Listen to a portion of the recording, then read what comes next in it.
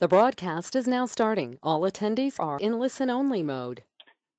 All right, I would like to welcome everyone back to another KevCAM night class tonight, and I am not sharing my screen right now. 1 second here.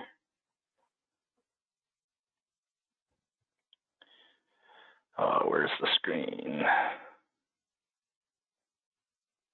KevCAM attendees. No one can see your screen. Well, I know that. Oh, Greg, I think you are the presenter. Maybe not. Presenter. I shouldn't be. There we go. Sorry, guys. Ran into little technical difficulties right off the get-go, but can you see it now, Greg? Yeah. Okay. Yeah, it's getting through good now. All right. So sorry about that, everyone, but we'll get the ball rolling tonight. And as you can tell, I got Greg here for my backup. Make sure we're getting everything and help you guys out with questions. If you guys do talk to Steve, make sure you ask him where he was for the night class, because I think he must have fell asleep on the couch. No, I'm kidding.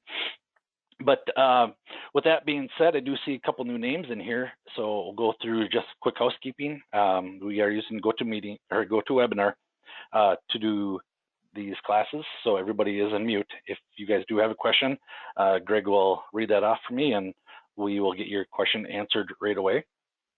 Now, for those are new, we do have a SolidCAM University webpage, our SolidCAM University YouTube page, where all these night classes are being recorded in there, and great place to come for great content. And between Greg, myself, and Mark, I think we have a video on how to do everything in here, so definitely come to the channel, hit the search box right here, and you guys can just search for whatever you're looking for.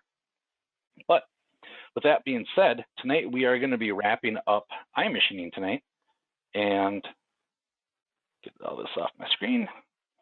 And it is going to be the iMachining without feature recognition.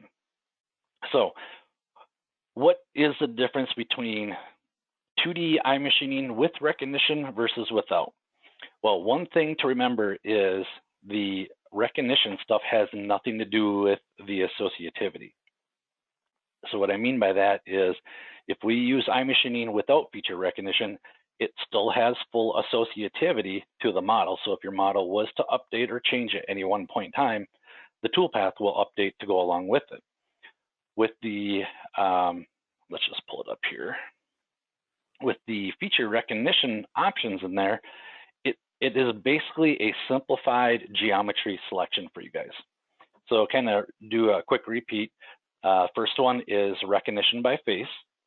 So basically all we have to do is just click on a face and it will recognize that face for us, as well as recognition by chain. So if I chain our circle, it knows where that stock starts, it knows where that stock ends, and it will machine everything in between.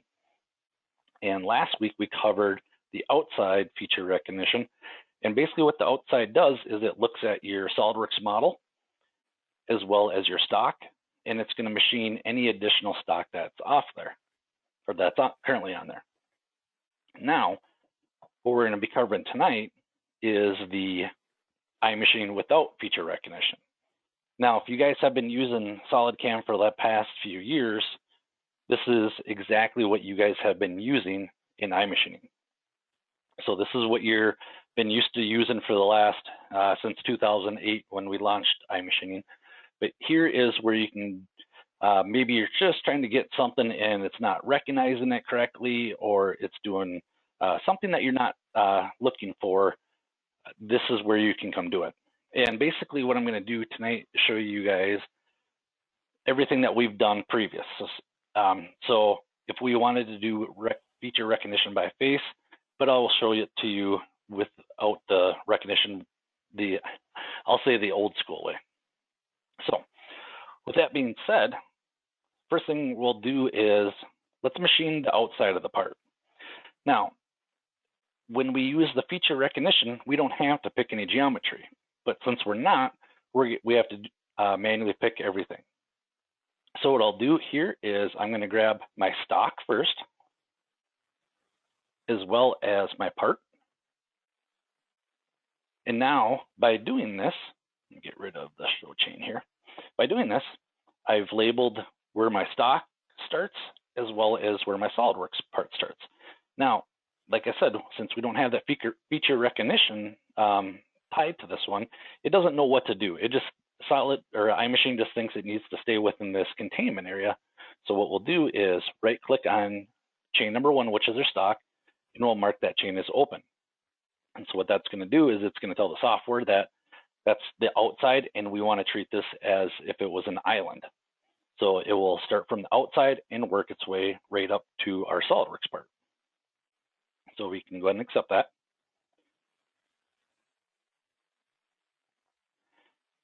And I'm not going to go too in depth with the tooling because we've been going over tooling and the wizard and everything else for the last 4 weeks. So you guys are probably getting sick of me talking about that. So we'll grab our tool. And now we'll do our finish. Actually, since we're doing the outside, we do not need to finish the floor. So I can just turn that off. Now the levels, since I picked the chain on the bottom, it is going to go based off of where I picked that chain. So it's not going to automatically recognize your depth for you like what we've been talking about previously. So if you guys are picking the chain up on the top, then it will pick it off that top level. But very simple, if you want to make it associative with the levels, you guys can just click on a point on the bottom of our part and it will grab it for us. So, and what we'll do is just flip this part over here.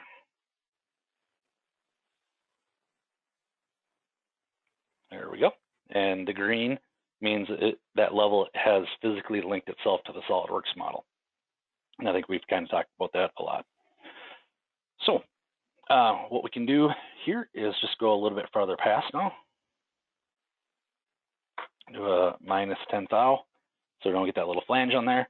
Technology wizard, like we talked about previously. But from right here, we can just do save and calculate. And now you can see that it is machining off the entire stock all the way up to our SolidWorks model. Okay. Now, this does come up every once in a while too. And let's say you guys want to use iMachining to face off the top of your part, which is totally fine.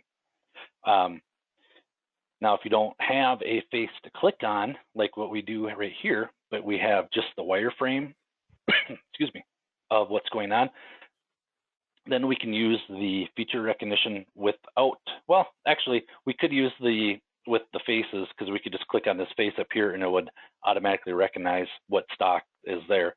But if we want to do it our way, same scenario. So we'll do without feature recognition. And chain direction does not matter with iMachining. So I know when you guys are using profile or pocket, chain direction does matter. With iMachining, it knows what direction to go.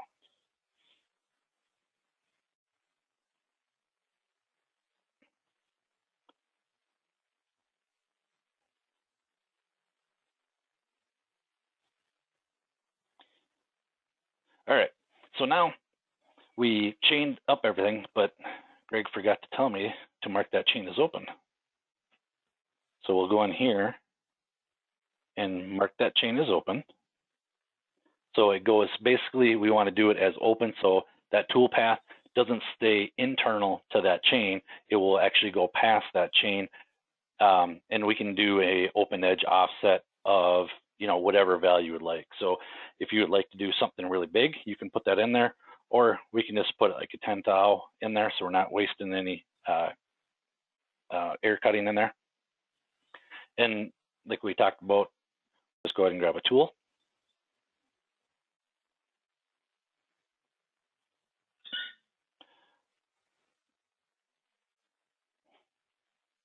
I think my computer is slowing down since we're doing GoToWebinar and 2 Facebook live feeds. All right, we'll do finish floor. And then maybe in this particular scenario, we want to finish off the floor with our contour and maybe a 60% step overlap right there. So you guys can put that in there. But you can see my floor finish is already checked. You do have the option in here to do contour or iMachining path. Contour is going to give you kind of the, well, let's just show you. Why talk about it when I can show you, all right?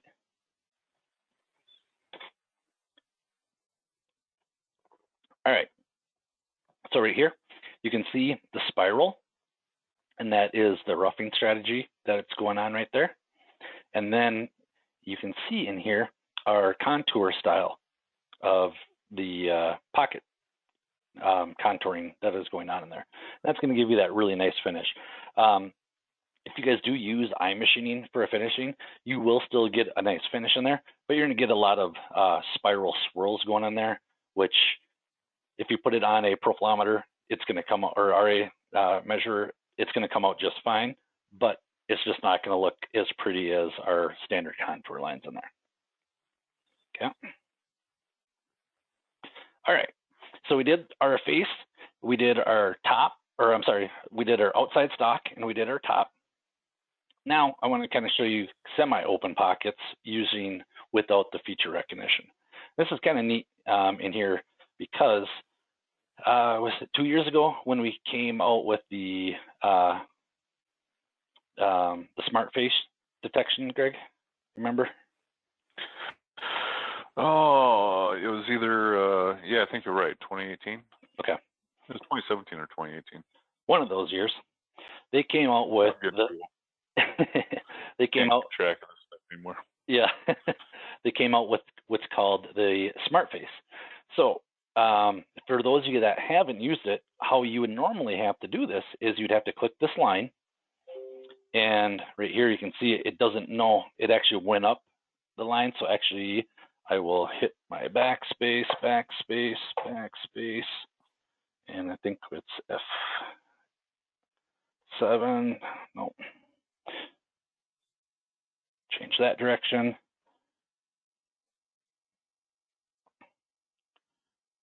You can see it's a little trickier to get that chain going in all the right directions. So now I've created that chain that I want to do. And like before, I want to tell it that to approach from out here, and this is an open side. So what I'll have to do is come in here and do mark open edges. And we can tell it that it's open right there. So now you can see that we have a yellow indicating that that is a open pocket or open chain. But now since 2018, they've come up with called the smart face recognition. And so let's go ahead and delete that. It's pretty hard to use. So all you have to do is, if we want to machine this pocket, all you have to do is just click on the floor. And what it's going to do is it's going to chain everything that it needs and mark our open edges for us. So it knows that this is already machined away over here, and it's going to mark that chain as open. So you guys can use the smart face geometry selection in Pocket, Profile, and iMachining to grab your geometries, and definitely helps out a lot. So as you can see right here, we're able to chain that. Oh, boy, I can't talk tonight. Chain that much faster. Now over here, we have a closed pocket with a open hole. So we can just click on that. And since I did not machine out this open or this hole yet, it knows that, and it's not going to even bother chaining that because there's still material down there. So real nice feature in there.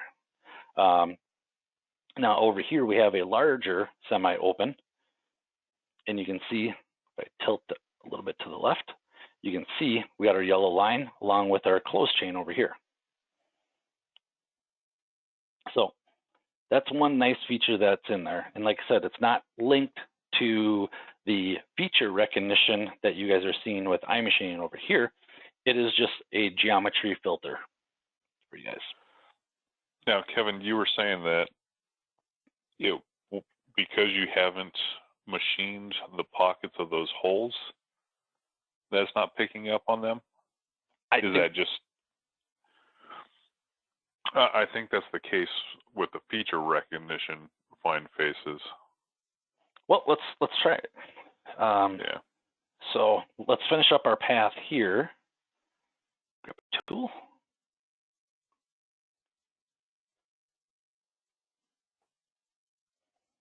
See, it's a good thing we have Greg here. Keep me in line.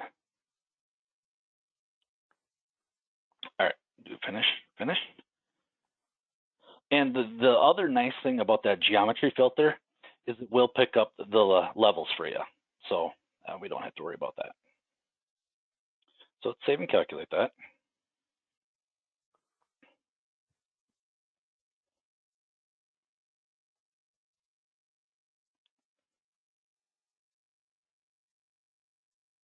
All right, so we got our 3 that I clicked on here. Now, as a quick test, what we'll do here is create a 2D iMachine on that hole, or actually we'll do it over here.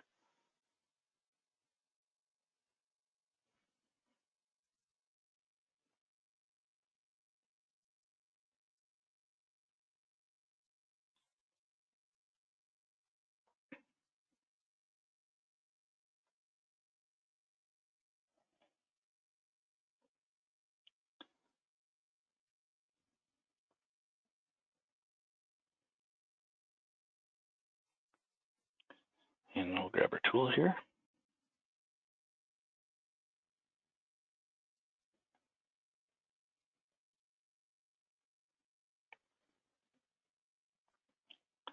I was telling Greg yesterday that my computer is slow, even though it says it's fast. It's not slow, it's just tired. I just reformat it, though. It should be all spruced up. That's all the calculations you make it do in any given day. Yeah.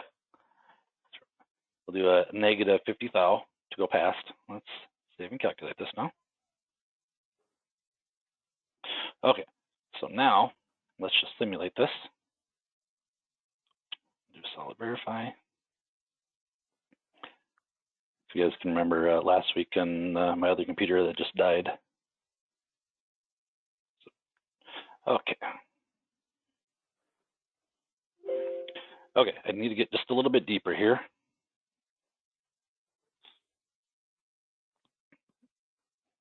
Are you trying to go all the way through? Yeah. Oops. Yeah, you're going to be what, closer to the 1.5, right? Is that what I have, or what I need? That's what your stock is.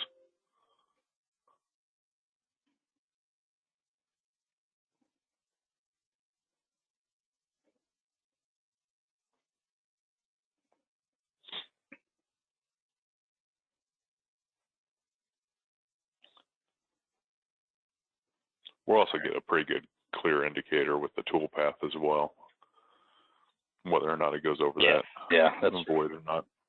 Okay, so we got that in there now. Now, let's go ahead and add another 2D iMachining, and let's see if it picks up using that smart face or not. The more I think about it, the more I think Greg's right, but can't let him be right all the time, right? Okay, so yep, Greg is correct. It is only going to pick up my outside chain at this point. So if you guys wanted to not waste any time machining that area, what you can do is just go ahead and click on that chain again, and we'll have our chain 2. Now to do the reverse of what we did before. So there's no material in the center, and we just want to focus on cutting out what's left over. So what I can do on my chain 2 is mark that chain as open. And by doing that, it knows that that material has already been previously removed out of there, and we don't need to recut.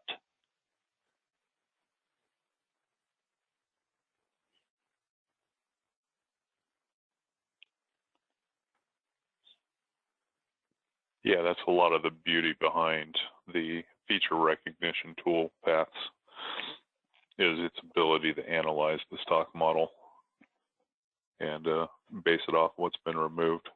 Yep. Whereas the chain one is just more down and dirty. You're actually picking the chains that you'd want to use as containment boundaries for that particular toolpath.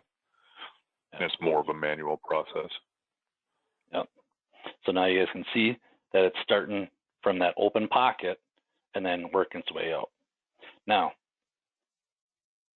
if we wanted just to kind of go with the feature recognition, what we'd have to do is just click on that face.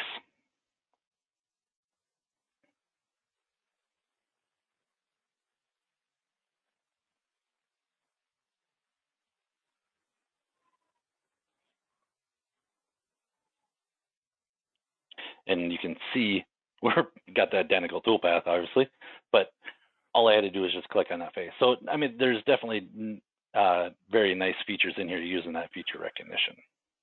Yeah, much easier selection process for the geometry. Yep. Especially if you know what you're getting into. Yep.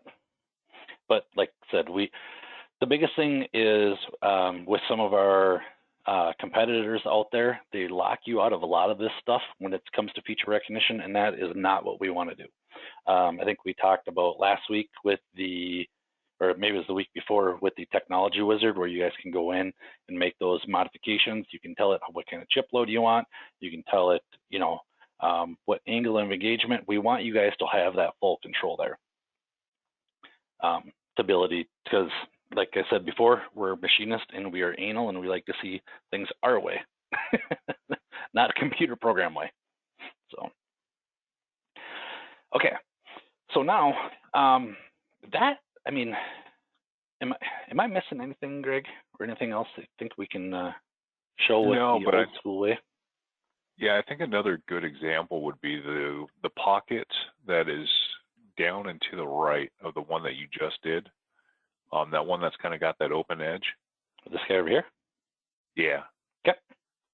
Yeah, let's go ahead and essentially wipe out all the pre-existing toolpath. That way we have a clean stock model. And just kind of show the differences in selection between the feature recognition and what that's actually going to do to that pocket when there's a whole bunch of stock, as opposed to just a manually constrained pocket. And then go over the how things look when you adjust the open edges criteria. Gotcha. With the manual chained selection. That's a lot to remember there. I'll walk you through it as we get closer. Okay. So, starting with the first one, are you mean kind of go through these each individually with this one, or just do face versus old school? Yeah. So straight out of the gate, let's just do the feature recognition by faces with that face that you have highlighted. Okay. And we're just going to look at the volume that's going to be removed based off of that feature recognition. Okay. So, and I don't think we'll actually have to calculate it, but we can see what it's going to do with that shaded blue area that's highlighting the volume that's going to be removed. So you can see that the tool is being, essentially the software is telling the tool that it has to move out to that limit to machine that pocket. Yeah, there's nothing that I have to measure. I don't have to guess on how much, well, you'll see that shortly, how much I need to offset that outside or that open edge. It knows based off of our stock versus our SolidWorks model that it needs to go past that by quite a bit. So now let's go ahead and hop over to the non-feature recognition. And we'll use our smart face. So we'll just click on that.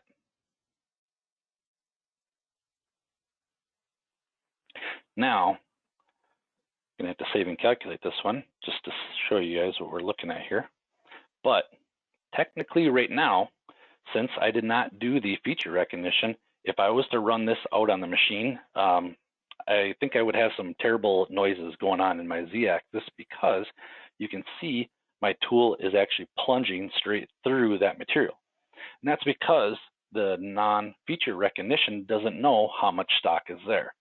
So this is kind of where it gets into the guessing game of how much do I need to offset that open edge. So right here, now I would have to start, typing in, can I get by with 100 thou? Let's see.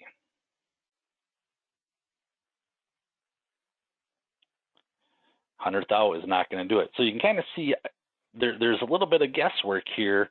And let's see. Or we can use SolidWorks. I mean, you got two parallel faces there. Yep. If you wanted to break out your measure tool. Yep. And find that exact distance. But there is more steps involved. Yes. For determining how far the tool needs to go past to get past that stock there. And also, even, in a perfect world, we could come in and measure how much that we need to stick out there or how much is overlapping. Then we're going to also, why do I talk so much and just do it?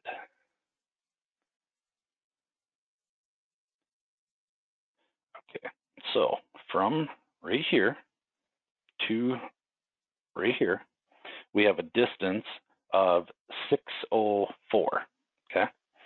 So now what I have to do is minus my tool diameter, which would be 2046. Oops, yeah. Right? What are you doing? So we have 646 thou from our outside edge to our stock. Okay. So what I need to do is, in my open edge offset, I need to minus off my diameter of my cutter, which is a 1/2 inch. Okay. And then that is what's my leftover that I have to do as an offset. Shoot. Back to the page here. So I have, which leaves me 200 thou and 4 thou and 6/10. So I have 200 thou, 4 thou, 6/10. Right? Still feeling like the math's not adding up, but let's run with it and see what happens.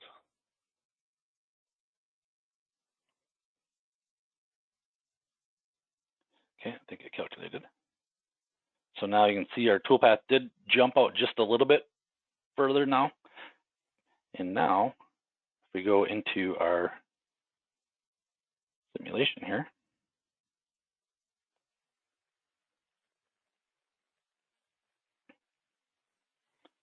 and let's go ahead and turn off our holder. And we'll get a top-down view. Oh, I'm going to have to offset even more. That's why Greg said it doesn't sound right. So now you can see that my tool was plunging on my material. Half of the tool was plunging straight on the material. And with iMachining, that is going to be a high feed move.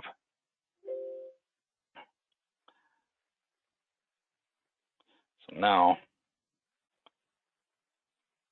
2, 4, 5. Does that math sound better? I'm thinking you're going to want to be over at 1/2 inch, but. Well, as you guys can see, I'm having to do more thinking and more mouse clicks to get what I need here. So now let's go ahead and simulate.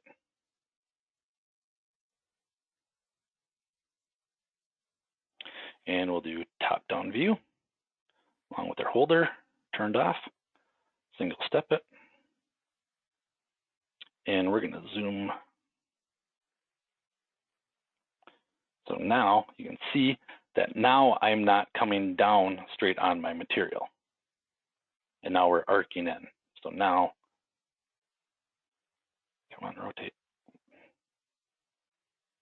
Now I'm pretty much where I want to be.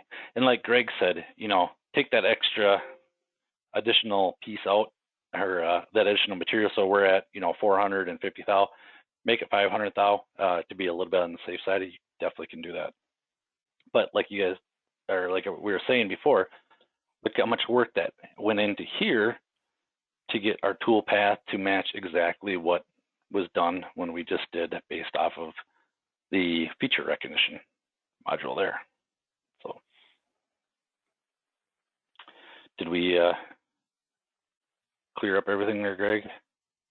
Yeah, I think so. I think it gives people a pretty good understanding of the differences of the feature recognition to what a manual chain selection is going to be.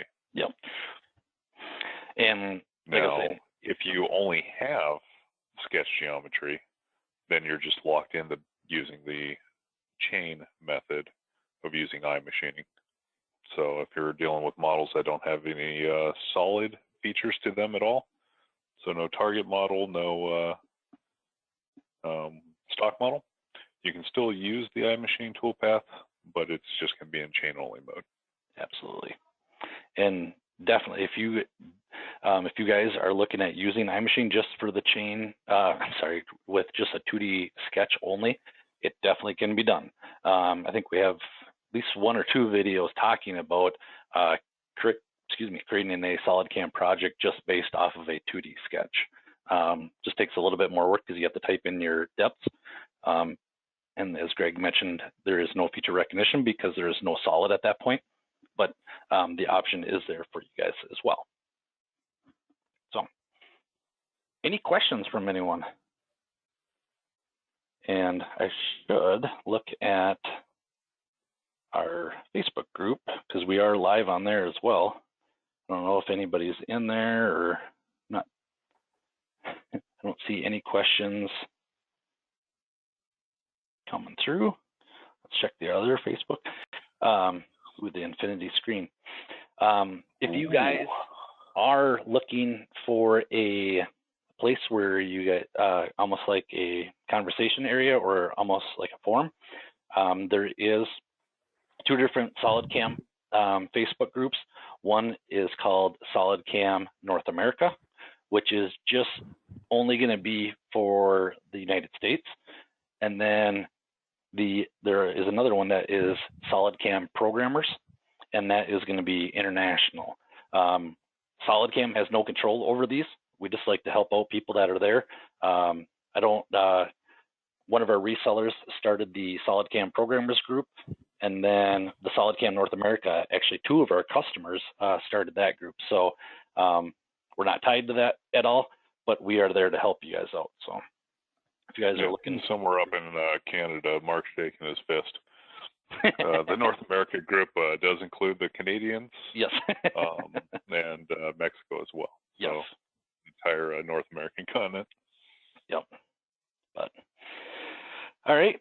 Well, with that being said, that is everything that I can think of. Greg, am I missing anything else with the anything that else we should show? No, the chain geometry selection is pretty basic.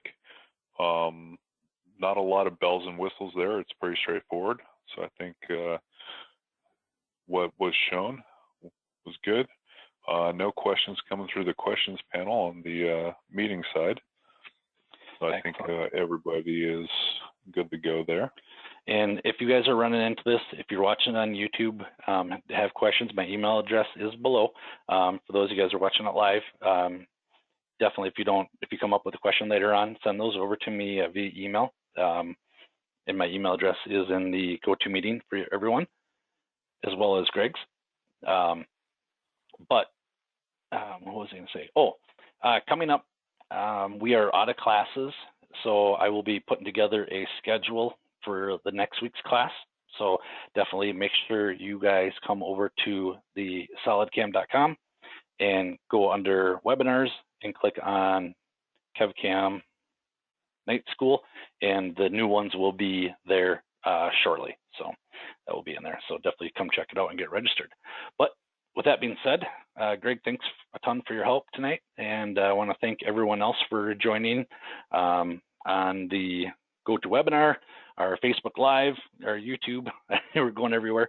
The These classes are dedicated for you guys, so if you guys want to see something in there or have a suggestion on a topic, definitely send those over to me at email, and we'll get those added in there as well. But with that being said, we'll let you guys run for tonight, and probably be talking to you guys next Tuesday. All right, see you, everyone. Good night.